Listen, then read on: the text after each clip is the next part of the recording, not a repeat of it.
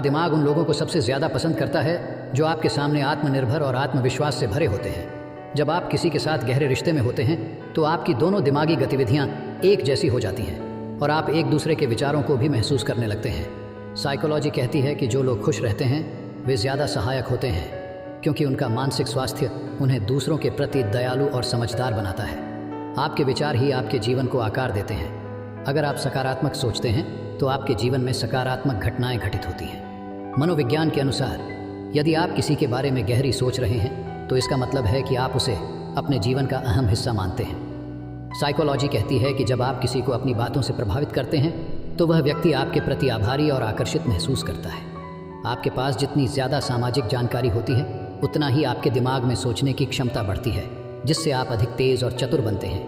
हमेशा सही जगह पर सही समय पर होना आपके जीवन की दिशा बदल सकता है, क्योंकि मनोविज्ञान कहता है कि परिस्थिति से अधिक आपका दृष्टिकोण मायने रखता है। साइकोलॉजी कहती है कि हमारे दिमाग को सिर्फ वही चीज़ें याद रहती हैं जो हमें भावनात्मक रूप से छू जाती हैं। इसलिए रिश्ते ज़्यादा गहरे और यादगार होते हैं। अगर आप किसी से गहरे प्रेम में हैं तो यह आपके दिमाग को सकारात्मक रूप से बदलता है, जिससे आप अपने जीवन के प्रति ज़्यादा प्रेरित और उत्साहित महसूस करते हैं।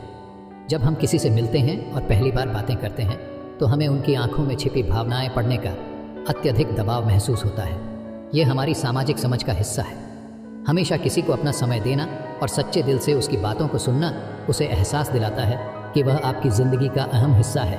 मनोविज्ञान कहता है कि अगर आप अपने जीवन में छोटी छोटी खुशियां ढूंढने लगें तो आपके मानसिक और शारीरिक स्वास्थ्य में बड़ा सुधार आ सकता है। हम उन चीज़ों की ओर अधिक आकर्षित होते हैं जो हमारे लिए मुश्किल से उपलब्ध होती हैं।